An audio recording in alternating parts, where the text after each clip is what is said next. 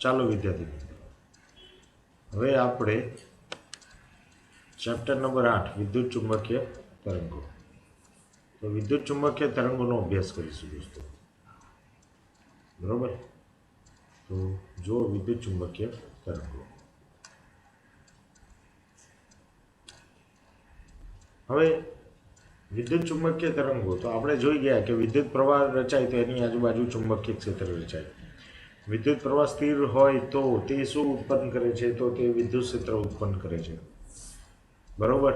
બે વિદ્યુત પ્રવાહ ધારિત તાર એકબીજા ઉપર ચુંબકીય બળ લગાડે છે. બરોબર ને? સમય સાથે બદલાતું જતું વિદ્યુત ક્ષેત્ર ઉત્પન્ન કરે છે. હવે વિદ્યુત ક્ષેત્ર જો બદલાતું જતું વિદ્યુત ક્ષેત્ર હોય એ સમય સાથે બદલાતું જતું વિદ્યુત ક્ષેત્ર ઉત્પન્ન કરે. પરંતુ જો નિયમિત વિદ્યુત પ્રવાહ પસાર થતો હોય તો એ ન બદલાતું ચુંબકીય ક્ષેત્ર ઉત્પન્ન કરે છે. આ વસ્તુ ધ્યાનમાં રાખજો. સમય સાથે બદલાતો વિદ્યુત પ્રવાહ એ સમય સાથે બદલાતું ચુંબકીય ક્ષેત્ર ઉત્પન્ન કરે છે. બરોબર. અને બીજી વસ્તુ કઈ છે? જો નિયમિત વિદ્યુત પ્રવાહ સ્થાયી વિદ્યુત પ્રવાહ વહેતો હોય તો તે ન બદલાતું તેની આસપાસ ન બદલાતું ચુંબકીય ક્ષેત્ર ઉત્પન્ન કરે. બરોબર. હવે વિદ્યુત પ્રવાહ વહે છે, આસપાસ ચુંબકીય ક્ષેત્ર ઉદ્ભવે છે, તો ઓસ્ટેનનો નિયમ યાદ કરો. ઓસ્ટેનનો નિયમ. હવે તેવી જ રીતે હેનરી અને ફેરાડેએ શોધી કાઢ્યું કે બદલાતું જતું વિદ્યુત ક્ષેત્ર, બદલાતું જતું ચુંબકીય ક્ષેત્ર એ શું ઉત્પન્ન કરે છે? વિદ્યુત ક્ષેત્ર ઉત્પન્ન કરે. બરોબર. તો બદલાતું જતું ચુંબકીય ક્ષેત્ર એ વિદ્યુત ક્ષેત્ર ઉત્પન્ન કરે છે. અને મેક્સવેલે આ એમ્પિયર, હેનરી, ફેરાડે એ બધા નિયમોનો અભ્યાસ કરીને પોતાના એક સમીકરણો આપ્યા હતા, જેને મેક્સવેલના સમીકરણોના નામથી ઓળખવામાં આવ્યા હતા. બરોબર. અને મેક્સવેલે એમ્પિયરના નિયમની અંદર, એમ્પિયરના સમીકરણમાં એને કંઈક ખૂટતું જતું માલુમ પડ્યું. કેવી રીતે? કારણ કે તેને કેપેસિટરની બે અવકાશ ધરાવતી પ્લેટની આજુબાજુ, એટલે કેપેસિટરની આજુબાજુ એ ચુંબકીય ક્ષેત્ર જોવા ગયો. તો એને એમ્પિયરના નિયમનો ઉપયોગ કરીને જ્યારે ચુંબકીય ક્ષેત્ર જોવા ગયો ત્યારે તેને કંઈક ખૂટતું માલુમ પડ્યું.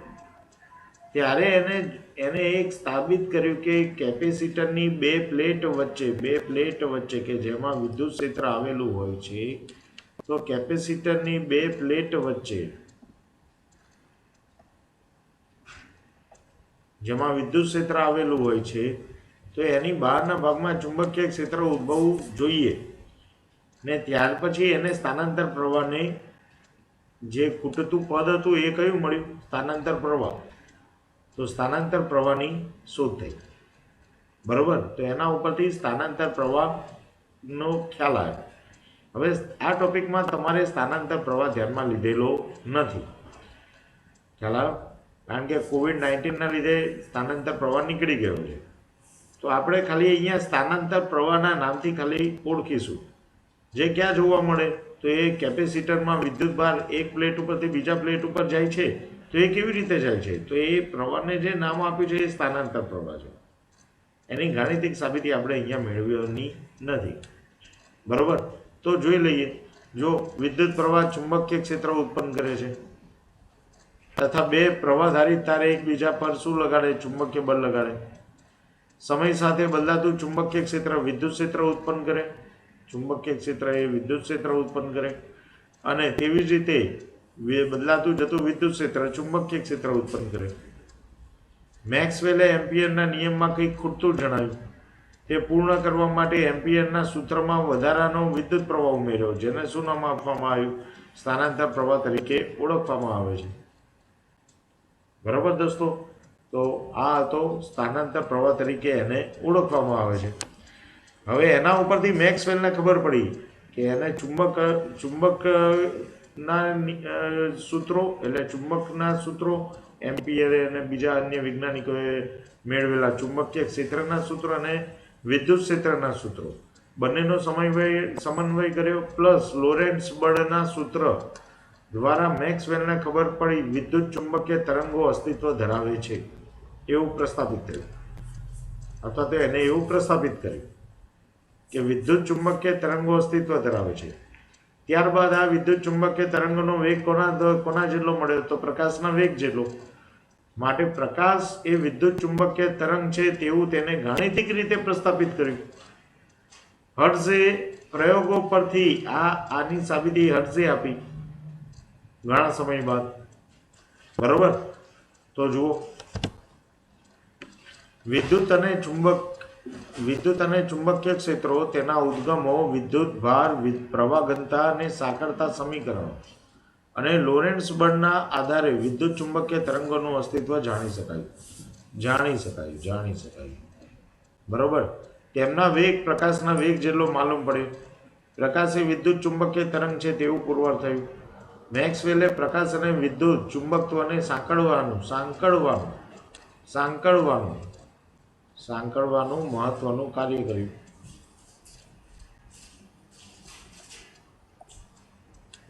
એ કાર્ય કોને કર્યું? તો મેક્સવેલે કર્યું ગાણિતિક રીતે.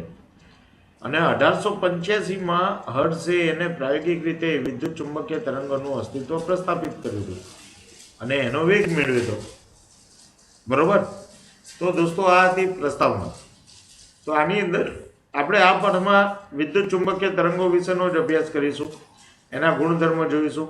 વિદ્યુત ચુંબકીય તરંગોના ગુણધર્મો, મોસ્ટ આઈએમપી, એની લાક્ષણિકતાઓ જે છે વિદ્યુત ચુંબકીય તરંગોની લાક્ષણિકતાઓ, એ તમારે મોસ્ટ આઈએમપી તમારે એના એ પ્રશ્ન પૂછાય છે 2 માર્કમાં. કોઈ પણ 4 લાક્ષણિકતાઓ વર્ણવો. એક વિદ્યુત ચુંબકીય તરંગોની લાક્ષણિકતા મોસ્ટ આઈએમપી. ત્યારબાદ વિદ્યુત ચુંબકીય તરંગો, રેડિયો એક્ટિવ, જુદા જુદા પ્રકારના વિદ્યુત ચુંબકીય વર્ણપટનો અભ્યાસ કરીશું. તો આ પાઠ જોઈએ. ચલો, તો પહેલા આવશે વિદ્યુત ચુંબકીય તરંગો. તો વિદ્યુત ચુંબકીય તરંગો તો જુઓ, હમણાં જ કહી ગયો એ પ્રમાણે સ્થિર વિદ્યુત ભાર શું ઉત્પન્ન કરે? સ્થિર વિદ્યુત ક્ષેત્ર ઉત્પન્ન કરે. નિયમિત ગતિમાન વિદ્યુત ભાર ન બદલાતું ચુંબકીય ક્ષેત્ર ઉત્પન્ન કરે. નિયમિત ગતિમાન વિદ્યુત ભાર ન બદલાતું ચુંબકીય ક્ષેત્ર ઉત્પન્ન કરે. પ્રવેગિત વિદ્યુત ભાર બદલાતું જતું ચુંબકીય ક્ષેત્ર ઉત્પન્ન કરે. બરોબર ને? પ્રવેગિત વિદ્યુત ભાર બદલાતું જતું, કેમ? એનો વેગ બદલાય માટે ચુંબકીય ક્ષેત્રનું મૂલ્ય પણ આજુબાજુ ઉદ્ભવતા ચુંબકીય ક્ષેત્રનું મૂલ્ય પણ કેવું થતું જાય છે? તો બદલાય છે. દોલન કરતો વિદ્યુત ભાર દોલન કરતું વિદ્યુત ક્ષેત્ર ઉત્પન્ન કરે છે. જુઓ, ધ્યાનમાં આપો. દોલન કરતો વિદ્યુત ભાર દોલન કરતો વિદ્યુત ક્ષેત્ર ઉત્પન્ન કરે. દોલન કરતું વિદ્યુત ક્ષેત્ર એ દોલન કરતું ચુંબકીય ક્ષેત્ર ઉત્પન્ન કરે. તો દોલન કરતું અહીંયા શું ઉદ્ભવશે? તો દોલન કરતું ચુંબકીય ક્ષેત્ર ઉદ્ભવશે. બરોબર. ખ્યાલ? દોલન કરતો વિદ્યુત ભાર એ દોલન કરતું વિદ્યુત ક્ષેત્ર ઉત્પન્ન કરે. હવે દોલન કેવી રીતે થાય? તો અહીંયા ધારો કે ધન પ્લેટ, મોટો ઘોડો ધન રાખીએ, ધન વિભવ, 2 ઘોડાને આ પ્રમાણે ગોઠવીએ. આ હર્ટ્ઝના પ્રયોગની ગોઠવણી એ છે. એમની વચ્ચે બીજો એક ઘોડો મૂકી દઈએ. હવે આ મોટો ધન વિભવ આપી દઈએ. અહીંયા ધન વિભવ આપીએ, અહીંયા ઋણ વિભવ આપીએ. જો અહીંયા ખૂબ મોટો ધન વિભવ આપવામાં આવે કે બંને વચ્ચે વિદ્યુત ક્ષેત્ર એટલું બધું લગાવવામાં આવે કે જેથી કરીને ઇલેક્ટ્રોન અહીંયાથી આ બાજુ આકર્ષાય ને એ બધા ઇલેક્ટ્રોન આ બાજુ આકર્ષાય, એટલે અહીંયા આગળ આજુબાજુના વિસ્તારમાં શું ઉદ્ભવે? તો આ દોલન કરતો વિદ્યુત ભાર થઈ ગયો. અહીંયાથી આમ જાય, પછી આ ધન વિભવ આવે એટલે પાછો આવશે ફરીથી. એટલે આના જો વિભવ આપણે એવી ગોઠવણી કરી દઈએ કે આના વિભવ સતત બદલાતા રહે. આ ઘડીકમાં આ ધન વિભવ એટલે એસી સપ્લાય સાથે જોડી દો. જો આને એસી સપ્લાય સાથે જોડવામાં આવે તો આમના વિભવ વારે ઘડીએ બદલાતા રહે. ધન વિભવ અને ઋણ વિભવ બદલાતા રહે. હવે એસી કરંટમાં કેવું હોય કે એકવાર ઉપરનો છેડો ધન થાય, બીજી વાર નીચેનો છેડો ધન થાય. હવે એવી જ રીતે અમુક વાર નીચેનો છેડો ધન થાય, અમુક વાર પછી ઉપરનો છેડો ઋણ થાય, પછી નીચેનો છેડો ધન થાય. બરોબર.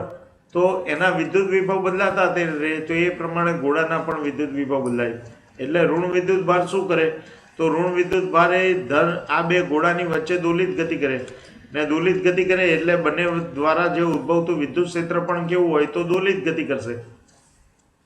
હવે દોલિત ગતિ કરતું વિદ્યુત ક્ષેત્ર, દોલન ગતિ કરતું વિદ્યુત ક્ષેત્ર એ કોનું નિર્માણ કરે છે? તો દોલન ગતિ કરતા ચુંબકીય ક્ષેત્રનું. અને દોલન કરતું ચુંબકીય ક્ષેત્ર એ ફરીથી દોલન કરતી ગતિ કરતા વિદ્યુત ક્ષેત્રનું નિર્માણ કરે. કેમ? કારણ કે ફેરાડે અને હેનરી એવું પુરવાર કર્યું છે કે બદલાતું જતું ચુંબકીય ક્ષેત્ર વિદ્યુત ક્ષેત્ર ઉત્પન્ન કરે. ભણી ગયા આપણે છઠ્ઠા પાઠમાં, બરોબર ને?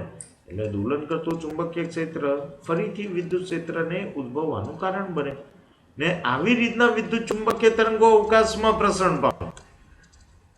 આવી રીતના વિદ્યુત ચુંબકીય તરંગો શું કરે? અવકાશમાં પ્રસરણ પામે. તો જુઓ, ફરીથી દોલન કરતું ચુંબકીય ક્ષેત્ર એ દોલન કરતા વિદ્યુત ક્ષેત્ર ઉદ્ભવવાનું કારણ બને. અને આમ દોલન કરતા વિદ્યુત ક્ષેત્ર અને ચુંબકીય ક્ષેત્ર એકબીજાને ઉત્પન્ન કર્યા કરે અને અવકાશમાં ઉદ્ભવતા તરંગો પ્રસરણ પામે છે. હવે આમની આવૃત્તિ કેટલી? આ તરંગોની આવૃત્તિ કેટલી? તો ભાઈ કોના દ્વારા ઉદ્ભવ્યા? તો દોલન કરતા વિદ્યુત ભાર દ્વારા. તો એની આવૃત્તિ દોલન કરતા વિદ્યુત ભાર જેટલી આવૃત્તિ, બરોબર? એની આવૃત્તિ કોના જેટલી હોય? તો દોલન કરતા વિદ્યુત ભાર જેટલી. કમ્પ્લીટ. હવે ચાલો બીજું અહીંયા શું જોવા મળે દોસ્તો? તો અહીંયા બીજું એ પણ જોવા મળ્યું કે આની ઉર્જા કેટલી? તો પ્રવેગિત વિદ્યુત ભારની ઉર્જા જેટલી ઉર્જા. આ ઉર્જા કેટલી ઉર્જાનું પ્રસરણ કરશે? તો આ તરંગોની ઉર્જા પ્રવેગિત વિદ્યુત ભારની ઉર્જાના ભોગે મળે માટે તેની ઉર્જા કેટલી મળશે? તો પ્રવેગિત વિદ્યુત ભારના ઉર્જા જેટલી ઉર્જા મળે, બરોબર? તો અહીંયા વિદ્યુત ચુંબકીય તરંગોની આકૃતિ આપેલી છે. આ વિદ્યુત ચુંબકીય તરંગો છે, પ્રકાશના વિદ્યુત ચુંબકીય તરંગો. હવે જુઓ, અહીંયા તરંગે કઈ દિશામાં પ્રસરણ પામે છે? તો અહીંયા ઝેડ અક્ષની દિશામાં પ્રસરણ પામે છે. તો વિદ્યુત ક્ષેત્રનો સદિશ કઈ દિશામાં છે? તો વિદ્યુત ક્ષેત્રના સદિશ એ એક્સ અક્ષની દિશામાં છે અને ચુંબકીય ક્ષેત્રનો સદિશ એ વાય અક્ષની દિશામાં છે. તો વિદ્યુત ક્ષેત્રનો સદિશ એ એક્સ અક્ષની દિશામાં અને ચુંબકીય ક્ષેત્રનો સદિશ એ વાય અક્ષની દિશામાં. જુઓ, બીજું એક વસ્તુ જોવા જેવી છે કે વિદ્યુત ક્ષેત્રના સદિશનો ઝેડ અક્ષ અને વાય અક્ષની દિશામાં કોઈ ઘટક નથી.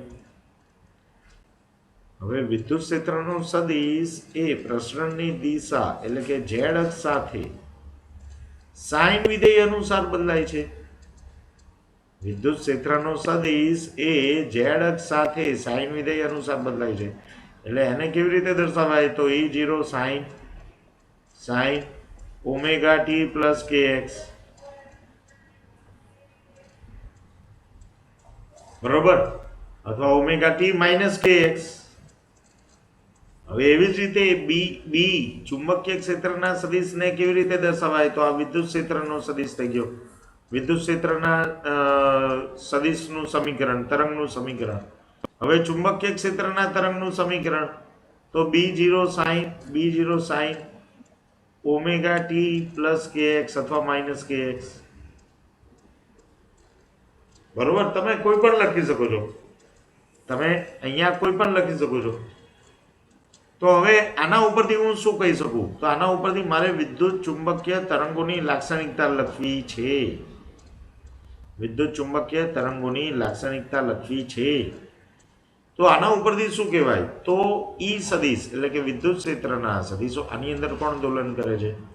વિદ્યુત ક્ષેત્રના સદિશોનું દોલન થાય છે, ચુંબકીય ક્ષેત્રના સદિશોનું દોલન થાય છે. તો વિદ્યુત ક્ષેત્રના સદિશો, ચુંબકીય ક્ષેત્રના સદિશો એકબીજાને લંબ છે. જો વિદ્યુત ક્ષેત્ર એક્સ અક્ષની દિશામાં, ચુંબકીય ક્ષેત્ર વાય અક્ષની દિશામાં. સાથે સાથે પ્રસરણની દિશાને પણ કેવા છે? તો પ્રસરણની દિશાને પણ લંબ છે. તો લાક્ષણિકતા, પહેલી લાક્ષણિકતા આવી ગઈ કે વિદ્યુત ક્ષેત્રના સદિશો, ચુંબકીય ક્ષેત્રના સદિશો એકબીજાને લંબ તથા પ્રસરણની દિશાને લંબ છે, બરોબર? ચલો, તેમના સમીકરણો કેવી રીતે રજૂ કરી શકાય? તો હવે ઝેડ અક્ષ સાથે વિદ્યુત ક્ષેત્રનો સાઇન ઘટક નીચે પ્રમાણે રજૂ કરી શકાય. તો E બરાબર E0 sin omega t plus kx અથવા minus kx, plus or minus બંને લઈ શકો છો, કોઈ વાંધો ના આવે.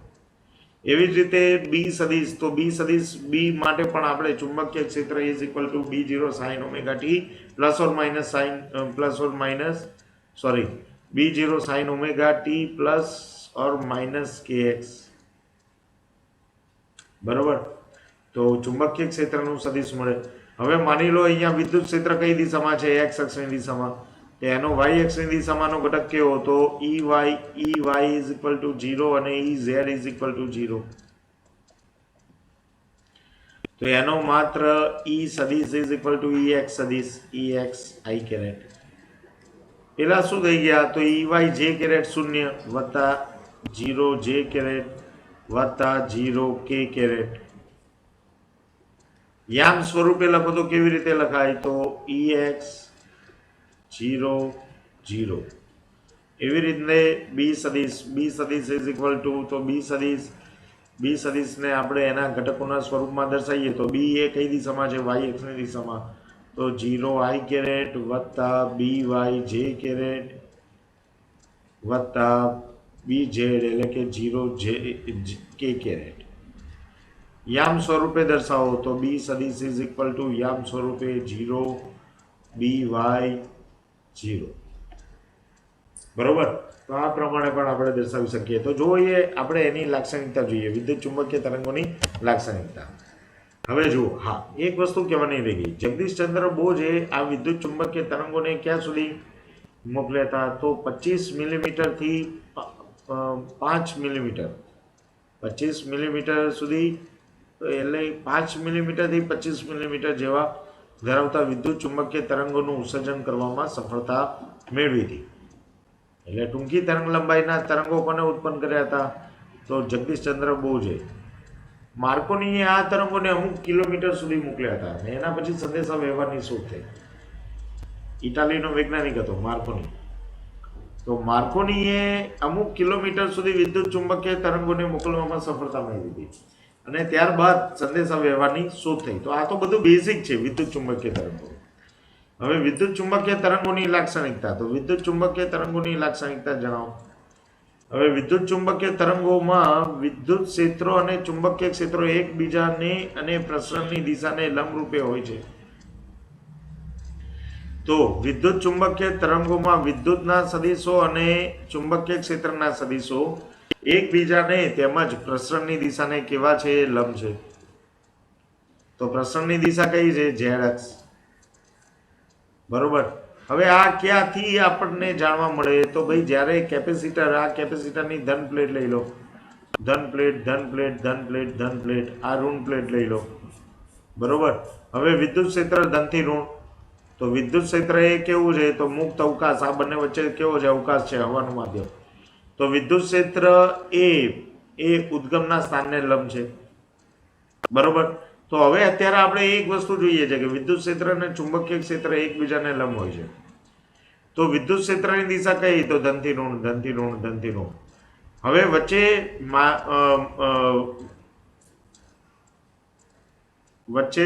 મેક્સવેલે કયો વિદ્યુત પ્રવાહ શોધ્યો હતો, તો વચ્ચે સ્થાનાંતર પ્રવાહ શોધ્યો હતો।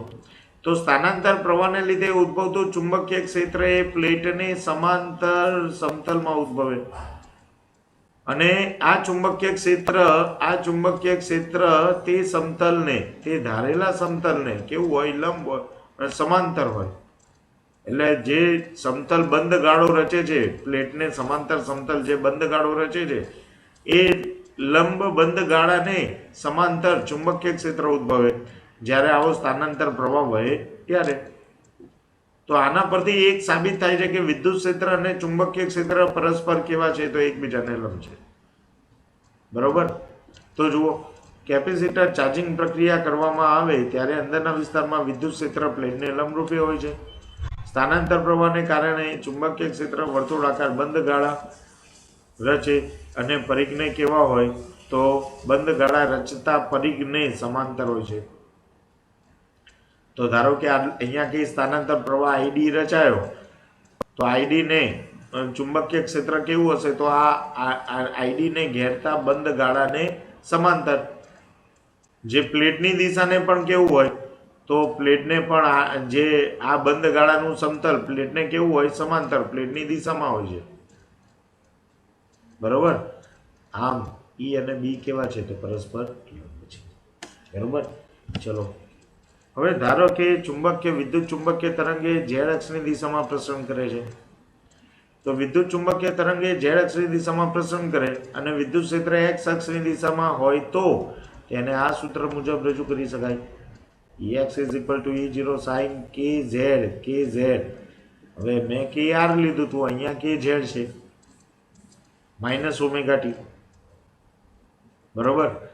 હવે એવી જ રીતે by is equal to B0 sin kz minus omega T. તો અહીંયા ચુંબકીય ક્ષેત્ર કઈ દિશામાં છે? તો y અક્ષની દિશામાં. કેમ? કારણ કે તરંગ પ્રસરણ પામે છે x અક્ષની દિશામાં. તરંગનું પ્રસરણ ક્યાં થાય છે? x અક્ષ z અક્ષની દિશામાં. એટલે વિદ્યુત ક્ષેત્ર કઈ બાજુ છે? તો y અક્ષની દિશામાં. ચુંબકીય ક્ષેત્ર y અક્ષની દિશામાં, વિદ્યુત ક્ષેત્ર x અક્ષની દિશામાં. બરોબર. તો આ પ્રમાણે વિદ્યુત ક્ષેત્ર ઉદ્ભવે.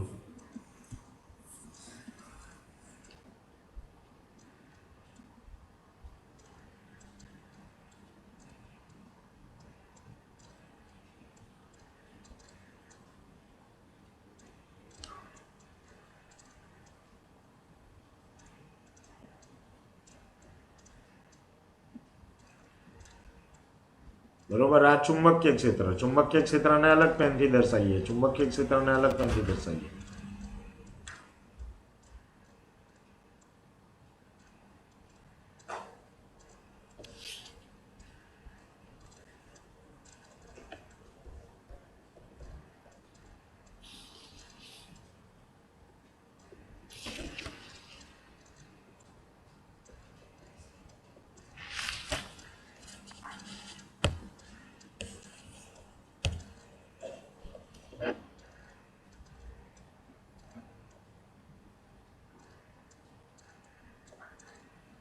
આ ચુંબકીય ક્ષેત્ર છે, આ બધું ચુંબકીય ક્ષેત્ર છે. હવે આ ચુંબકીય ક્ષેત્ર અહીંથી આમ જાય છે. આવી ગયો. આ ચુંબકીય ક્ષેત્ર છે, આ ચુંબકીય ક્ષેત્ર.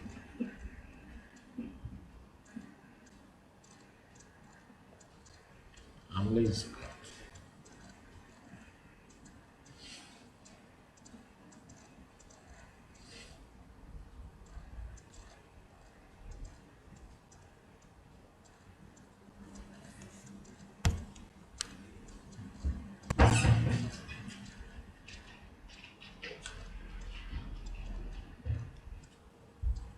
તો આ વિદ્યુત ક્ષેત્ર અને ચુંબકીય ક્ષેત્ર આપણને મળે. બરોબર ને? આ વિદ્યુત ક્ષેત્ર અને ચુંબકીય ક્ષેત્ર આ પ્રમાણે આકૃતિમાં દર્શાવ્યા પ્રમાણે મળે. તો આ વિદ્યુત ક્ષેત્ર. તો જુઓ, વિદ્યુત ક્ષેત્ર એટલે એ શું કરે છે? તો z અક્ષ સાથે સાઇન વિધેય અનુસાર બદલાય છે. એવી રીતના વિદ્યુત ક્ષેત્ર પણ z અક્ષ સાથે સાઇન અનુસાર બદલાય છે. હવે Ex અને By બંને એકબીજાને અને પ્રસરણની દિશાને લંબ સ્વરૂપે છે. Ex અને By ની ગાણિતિક રીતે નીચે પ્રમાણે લખી શકાય. તો આ બંનેનું ગાણિતિક સ્વરૂપ મેં તમને અહીંયા દર્શાવી દીધું. એમના ઘટકો તો જો અહીંયા વિદ્યુત ક્ષેત્રનો માત્ર I ઘટક છે, એટલે કે x ઘટક છે, જ્યારે y અને z ઘટકો કેવા છે? શૂન્ય છે. તો એવી જ રીતે B સદિશનો અહીંયા માત્ર y ઘટક છે, કારણ કે બે ચુંબકીય ક્ષેત્ર y અક્ષની દિશામાં છે, જ્યારે એનો x ઘટક અને z ઘટક કેવો છે? તો શૂન્ય છે. બરોબર. તો આ તમે જોઈ શકો છો, આપણે હમણાં વાત કરી હતી એ પ્રમાણે. ત્યારબાદ હવે એ સમીકરણોમાં જે k આવે છે, તો એ k શું છે? તો k તરંગ સદિશ છે, જેનું મૂલ્ય 2π/λ. બરોબર. હવે તરંગ ઝડપ એટલે આ તરંગની ઝડપ કોના જેટલી મળી? તો પ્રકાશના વેગ જેટલી. એ હર્ષે સાબિત કર્યું, તો હમણાં આપણને પાછળ આવશે જ. તો તરંગ ઝડપ ઇઝ ઇક્વલ ટુ કેટલા થાય? તો ω/k. બરોબર. માટે ઓમેગા ઇઝ ઇક્વલ ટુ કેટલા? તો omega is equal two ck. તો તરંગ ઝડપ ω/k ઇઝ ઇક્વલ ટુ તરંગ ઝડપ ને omega is equal two ck. હવે ચેપ્ટર નંબર 4 માં ભણી ગયા હતા કે c ઇઝ ઇક્વલ ટુ કેટલા? તો √μ0/ε0. ચેપ્ટર નંબર 4 યાદ કરો, આ સૂત્ર છે. બરોબર. તો હવે અહીંયા ખાલી કિંમતો મૂકો. આ ઓમેગા બરાબર કેટલા મૂકો? તો 2π ન્યુ. તો 2π ન્યુ અહીંયા આવી. ચલો, k બરાબર 2π/λ. તો k બરાબર 2π/λ. તો આ સમીકરણની અંદર કિંમતો મૂકી એટલે આપણને આ સમીકરણ મળે છે. ખ્યાલ આવ્યો? ચલો, 2π અહીંયા કેવા થઈ ગયા? તો 2π અહીંયા કેન્સલ થઈ ગયા. તો ન્યુ ઇઝ ઇક્વલ ટુ કેટલા, sorry she is equal two કેટલા, તો she is equal two new into lambda, જ્યાં ન્યુ એટલે શું છે તો આવૃત્તિ, આ શું છે આવૃત્તિ, તો અહીંયા ન્યુ એટલે આવૃત્તિ છે, આ આવૃત્તિ છે, આ રહી એ આવૃત્તિ છે, અને લેમડા એ શું છે તો તરંગ લંબાઈ.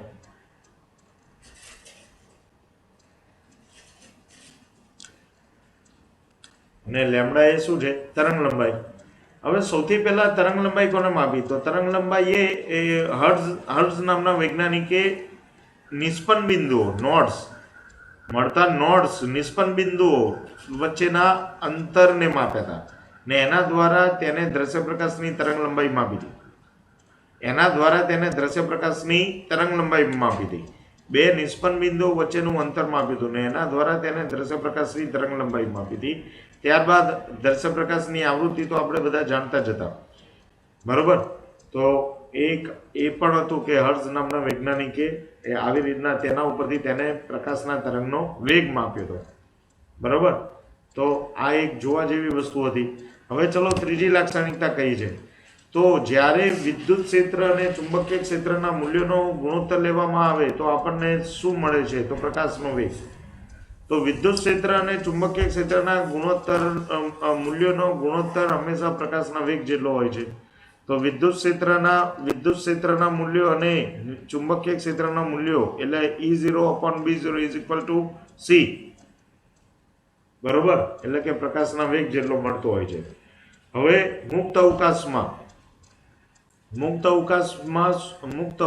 તેમજ શૂન્ય અવકાશમાં વિદ્યુત ક્ષેત્ર અને ચુંબકીય ક્ષેત્ર પોતાની જાતે જ ચાલુ રહે છે. એટલે કે ચુંબકીય ક્ષેત્ર કે વિદ્યુત ક્ષેત્રને કોઈ પણ માધ્યમની જરૂર પડતી નથી. તો પહેલા એવું માનવામાં આવતું હતું વૈજ્ઞાનિકોએ આને શોધ્યા પછી, કારણ કે પહેલા જે પણ તરંગો મળતા હતા એ માધ્યમમાં જ પ્રસરતા તરંગો મળતા હતા. કોઈ બિન યાંત્રિક, જો જેને પ્રસરવા માટે માધ્યમની જરૂર પડે એને યાંત્રિક તરંગો કહેવાય, અને જેને પ્રસરવા માટે માધ્યમની જરૂર હોતી નથી તેને બિન યાંત્રિક તરંગો કહેવાય. તો બિન યાંત્રિક તરંગો બહુ ઓછા જોવા મળ્યા છે, અને જોવા મળ્યા જ નથી એવું કહીએ તો ચાલે. પહેલા તો એ સમયે બધા માધ્યમની અંદર પ્રસરતા તરંગો જ જોવા મળતા હતા, કારણ કે એ વખતે આનુભવિક વિજ્ઞાન હતું, મોટા ભાગે આનુભવિક વિજ્ઞાન વધારે હતું એ વખતે, એટલે અનુભવ વાળું વિજ્ઞાન. તો એમાં માધ્યમમાં પ્રસરતા તરંગો જ મોટા ભાગે જોવા મળતા હતા, બરોબર ને. તો આવા તરંગો, માધ્યમમાં પ્રસરતા તરંગોને યાંત્રિક તરંગ કહેવાય, અને માધ્યમ જેને પ્રસરવા માટે માધ્યમની જરૂર નથી તેને કહેવાય બિન યાંત્રિક તરંગો. તો બિન યાંત્રિક તરંગો શોધાયા ન હતા, એટલે બધા વૈજ્ઞાનિકોએ એવું માન્યું કે વિદ્યુત ચુંબકીય તરંગોને અવકાશ તેમજ, જેમ કે અહીંયા તો હવાનું માધ્યમ છે, પરંતુ સૂર્ય અને પૃથ્વી વચ્ચે કયું માધ્યમ હશે, તો તેને સમગ્ર બ્રહ્માંડમાં ઈથરવાળું માધ્યમ, સ્થિતિસ્થાપક ઈથરવાળું માધ્યમ વિચાર્યું. પરંતુ પાછળથી માઇકલસન અને મોર્લે દ્વારા પ્રયોગો પરથી એવું જાણવામાં આવ્યું કે અવકાશમાં કોઈ પણ આવું માધ્યમ અસ્તિત્વ ધરાવતું નથી, અને આવા વિદ્યુત ચુંબકીય તરંગો માધ્યમ વગર પણ પ્રસરણ કરી શકે છે. ત્યાર પરથી પ્રસ્થાપિત થયું કે વિદ્યુત પ્રકાશનું તરંગ એ બિન યાંત્રિક વિદ્યુત ચુંબકીય તરંગ છે, બરોબર. તો ચાલો, તો 19મી સદીના વૈજ્ઞાનિકો એવા ખ્યાલથી ટેવાઈ ગયા હતા કે તરંગોને પ્રસરવા કોઈક માધ્યમની જરૂર પડે, જેથી તેમણે વિદ્યુત અને ચુંબકીય ક્ષેત્રના દોલન માટે સ્થિતિસ્થાપક માધ્યમની જેમ કામ કરતું એવું એક ઈથરનું માધ્યમ સર્વવ્યાપી હાજર હશે તેવો વિચાર કર્યો, બરોબર. હવે 1887માં માઇકલસન અને મોર્લે કરેલા પ્રયોગો પરથી ઈથરના માધ્યમની વિચારણાને શું કર્યું, તો નકાર્યો. એટલે એ વિચારણા ખોટી પાડી, અને આપણે સ્વીકારીએ છીએ કે વિદ્યુત ચુંબકીય તરંગોને ભૌતિક માધ્યમની જરૂર નથી.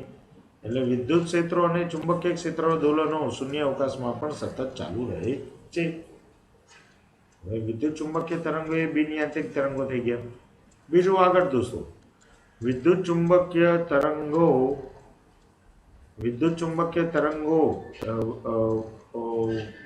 ફેનલે કંઈક અગસ્તી ફ્રેનલ એને ધ્રુવીભવનની ઘટના કરી. તો વિદ્યુત ચુંબકીય તરંગોનું ધ્રુવીભવન થાય છે, અને હવે ધ્રુવીભવન એ લંબગત તરંગોનું જ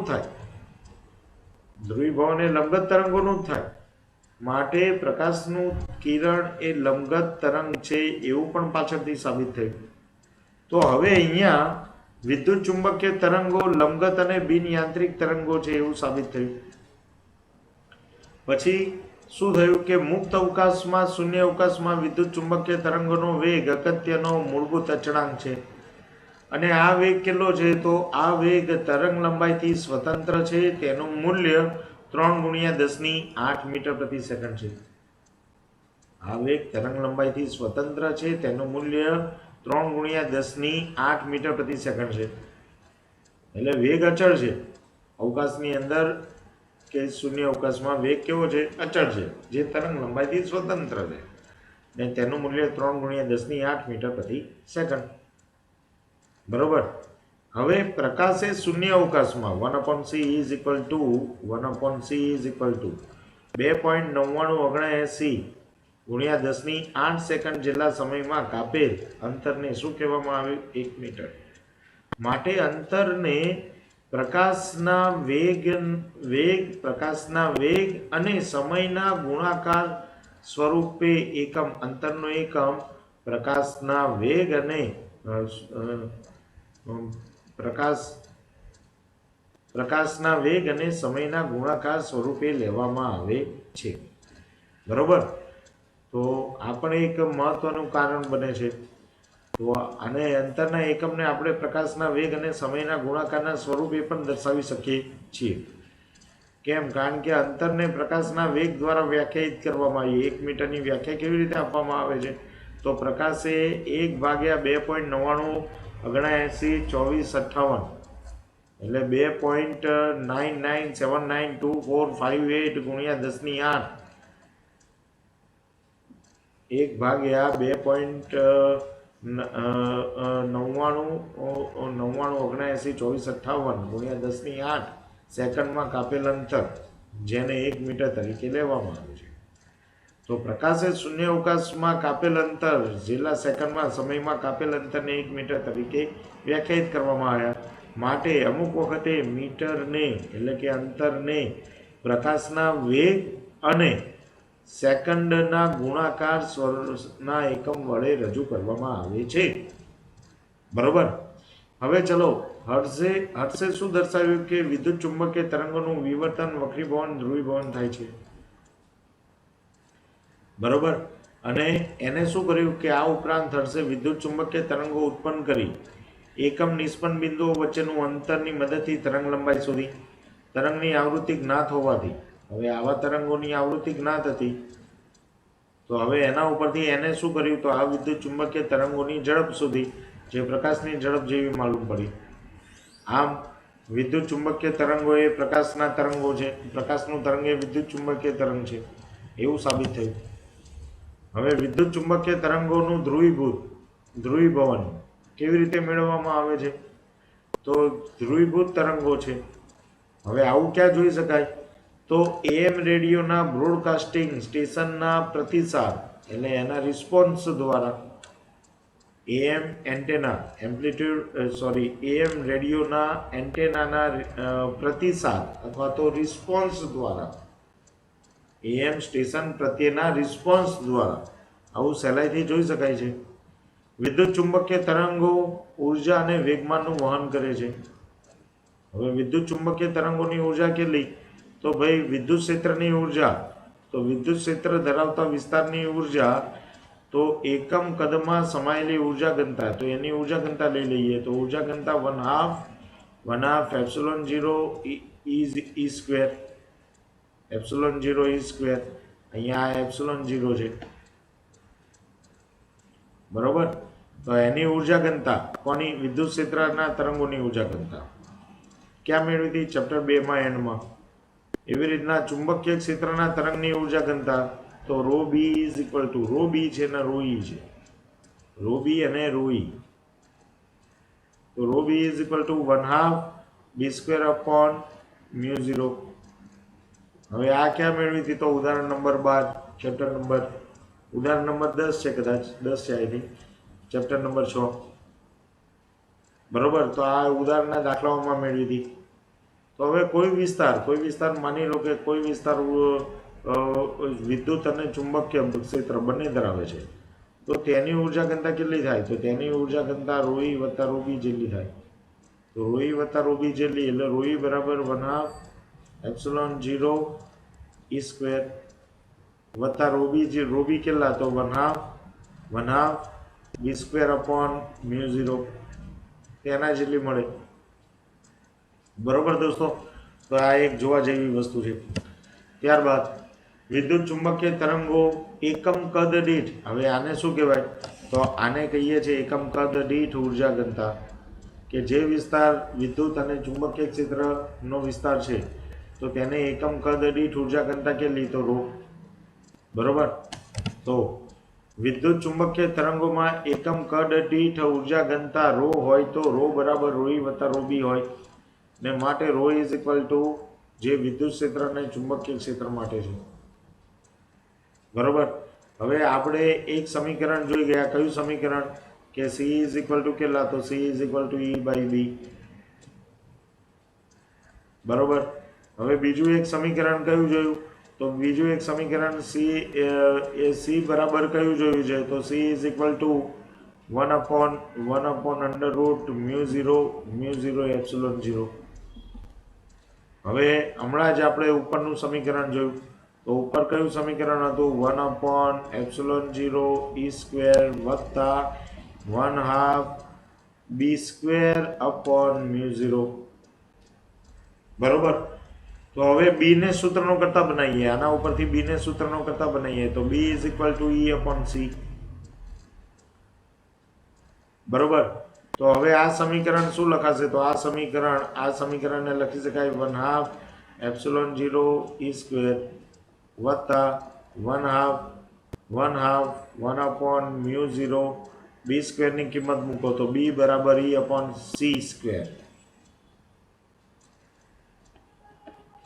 હવે C સ્ક્વેર બરાબર, તો C બરાબર 1/μ0 એપ્સિલોન 0, તો C સ્ક્વેર બરાબર કેટલા મૂકી દઈએ? તો C square is equal two, હવે આ સમીકરણ લખી શકીએ ડાયરેક્ટ,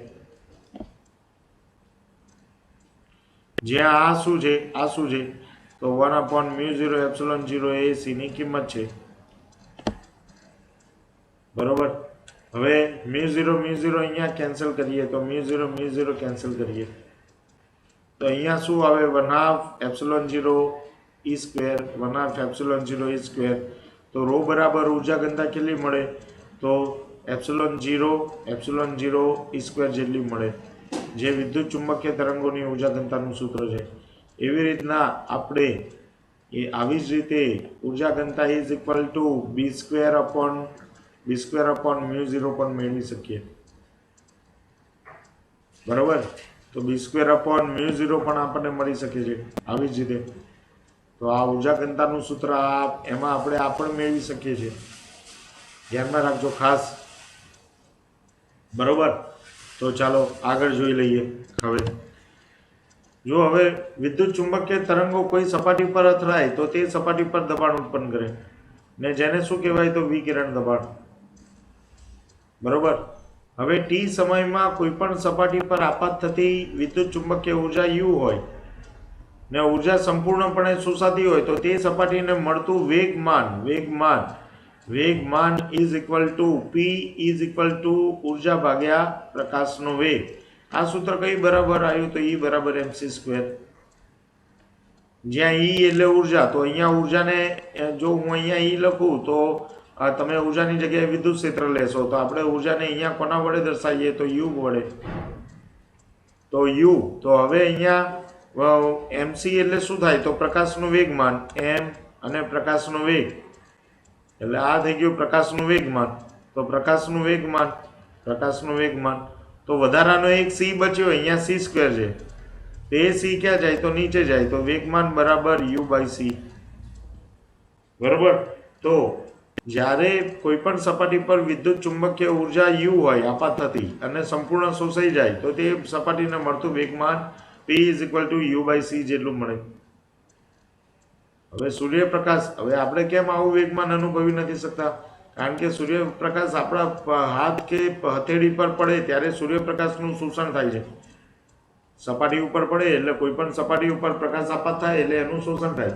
તમે જોજો ઠંડીના સમયમાં અત્યારે ઠંડી ચાલે છે, તમે સૂર્યપ્રકાશમાં જઈને ઉભા રહો એટલે તમારી ચામડી સૂર્યપ્રકાશમાં જઈને ગરમાવો મહેસૂસ કરે છે. કેમ? કારણ કે ઉર્જાનું શોષણ કરે છે.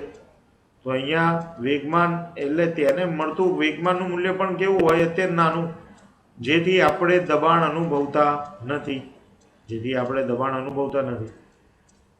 હવે વૈજ્ઞાનિકોએ આવું દબાણ શોધી કાઢ્યું. કોને? તો નિકોલસ અને હલે દ્રશ્ય પ્રકાશના વિકિરણ દ્વારા દબાણની માપણી કરવામાં સફળ રહ્યા અને એમને કેટલું દબાણ મેળવ્યું? તો 7 ગુણ્યા 10⁻6 ન્યૂટન પર મીટર સ્ક્વેર, એટલે કે પાસ્કલના ક્રમનું દબાણ માલુમ પડ્યું.